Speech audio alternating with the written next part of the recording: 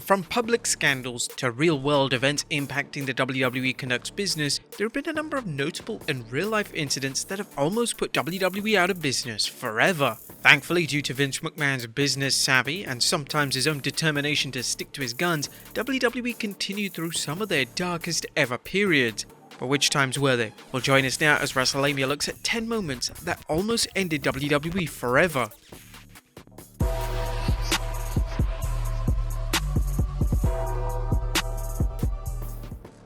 Be sure to subscribe and hit that notification bell for daily wrestling videos, and follow us on Facebook for exclusive lists. Number 10. The 1997 budget cuts.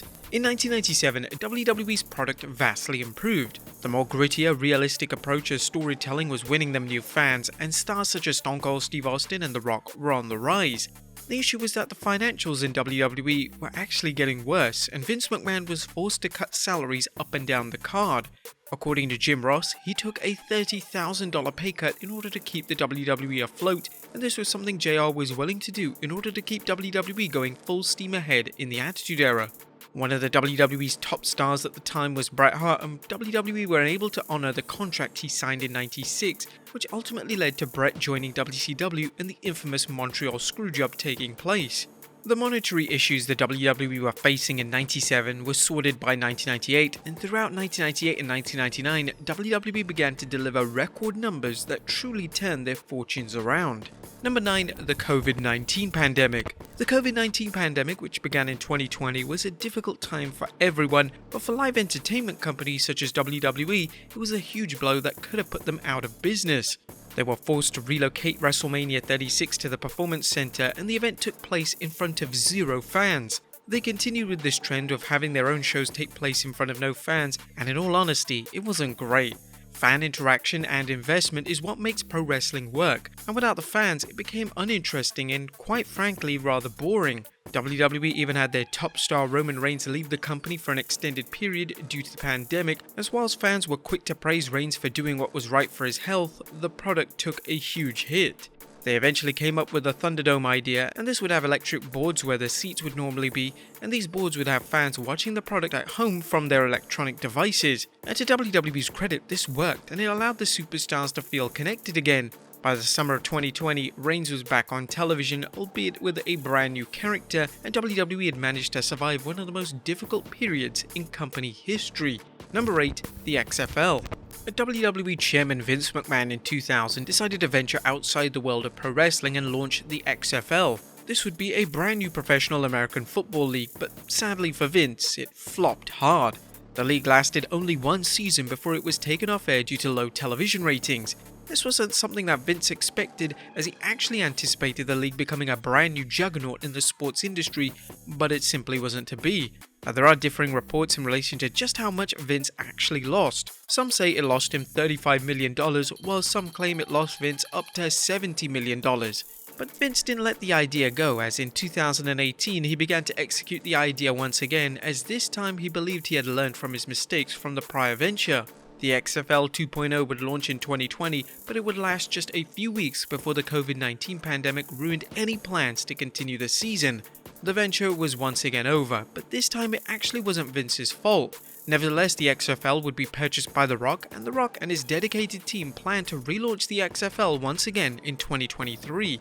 Number 7. The 1992 roster exit. When news broke that George Zahorian, the main doctor for WWE, was sentenced to 3 years in prison after being convicted of selling steroids to wrestlers, it naturally put a lot of eyes on WWE. Talents such as Hulk Hogan were mysteriously absent from television, and smaller talents such as Bret Hart and Shawn Michaels would be ever more present throughout the WWE product. But it wasn't just Hogan who exited the company, as the Ultimate Warrior, the British Bulldog were all apparently let go from the company for apparent steroid use. This is something that both men denied, but it would be extremely nonsensical for WWE to release 2 of their biggest stars for anything else.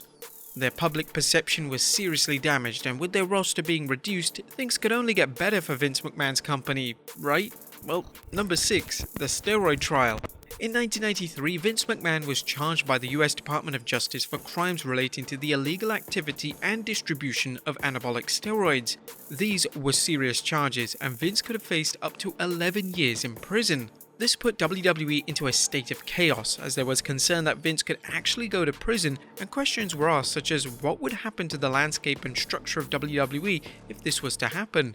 Vince was victorious in court following an 18-day trial in 1994, and was officially ruled that he didn't distribute or conspire to distribute steroids to superstars within the WWE. A number of current and ex-WWE talent testified during the trial, most famously Hulk Hogan, who testified that he used steroids and would regularly pick up steroids at WWE HQ, but he stated that this was without the knowledge of the WWE chairman. Number 5. Stone Cold Steve Austin walks out. On a random edition of Raw in 2002, WWE booked Stone Cold Steve Austin to face Brock Lesnar in a King of the Ring qualifier. The plan was for Austin to actually lose to the young star. This was something that didn't sit well with the former WWE champion. Austin informed WWE that if these were the creative plans, he wouldn't be at the show, and proceeded to walk out of the company. Following his walkout, Austin wouldn't appear for the rest of 2002, and WWE superstars as well as Vince McMahon made a number of personal and derogatory comments on WWE television regarding Austin's antics. WWE's biggest star walking out of the company could have been drastic, but somehow it wasn't. WWE were in the midst of building up talent such as Brock Lesnar and John Cena, and thankfully they knew they had to begin to create new stars long before Austin decided to walk out of the company. Number 4. Pillman's Got a Gun. WWE's product in 1996 was still very much family friendly, and it wouldn't represent the WWE that went on to be popular in the years to come. However, in 96, WWE aired a controversial angle that was so risque that the US network almost cancelled Raw indefinitely. The angle saw Stone Cold Steve Austin break into Brian Pillman's house, and as this took place, Pillman's wife as well as WWE interviewer Kevin Kelly would scream for help. The feed then faded to black before the commotion picked up at the end of Raw. Here, Pillman still had the gun, and he embarked on a profanity-filled tirade directed towards Austin. It was a crazy segment and something that had never been seen on WWE television. Due to the segment airing completely live, WWE couldn't edit any of the profanity out, and due to this, the USA Network was furious. Vince McMahon eventually made amends with the USA Network and promised that nothing of this nature would ever take place on Raw ever again. Well, he must have been lying. Number 3. WrestleMania 1. The inaugural WrestleMania event was the biggest risk of Vince McMahon's career. He was going to create a wrestling super show featuring mainstream celebrities combined with the best the WWE had to offer. Going into the show, Vince knew that this was make or break, and he had put far too much money into the show for it to be a failure. Bill Apter famously said on the WrestleMania Rewind that creating WrestleMania was the risk for Vince McMahon was his entire life, so to say. He had everything, all his money down on WrestleMania, betting that this would make his business soar. Vince managed to convince the likes of Muhammad Ali, Cyndi Lauper and Mr. T to all appear on the show. As luck would have it, the pay-per-view ended up being a monumental success, and this was what Vince had to say when reflecting on the success of the inaugural event during an interview on WrestleMania Rewind. After the event was over in Madison Square Garden, the very first one, I began to get phone calls from the rest of the Eastern Seaboard. That too was a success. Now we're on to something. What about the Midwest? Chicago came in? Hey, that's working. So at the end of the night, we had been partying quite heavily.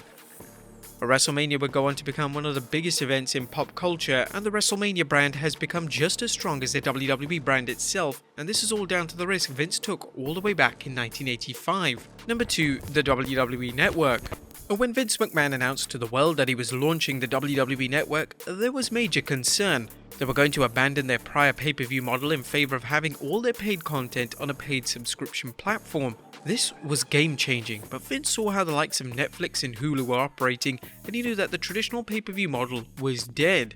The WWE Network was an overwhelming success, as for $9.99 fans were able to watch live pay-per-view events as well as thousands of hours of classic content. This led to record numbers being delivered by WWE, which in turn made stockholders extremely happy. And number 1, the Attitude Era. Following the launch of WCW Nitro in '95, wrestling fans now had a choice. They could either watch WWE or WCW on a Monday night. At the beginning, fans decided to watch WCW as they had the bigger stars and their product was more compelling. WCW had created the likes of the New World Order running riot, and for the next few years they would create and attract major stars such as Goldberg, Bret Hart and Lex Luger. WWE were getting their backside handed to them on a weekly basis, and they needed radical change. Consequently, Vince created the Attitude Era. this would be a risky time period with entertaining yet daring characters and storylines, and it allowed the talent to be themselves. Gone were the days of childish characters and storylines. This was a huge risk by WWE and could have led to all their sponsors parting ways with them, as well as their TV network deciding that this wasn't a direction that they were comfortable with.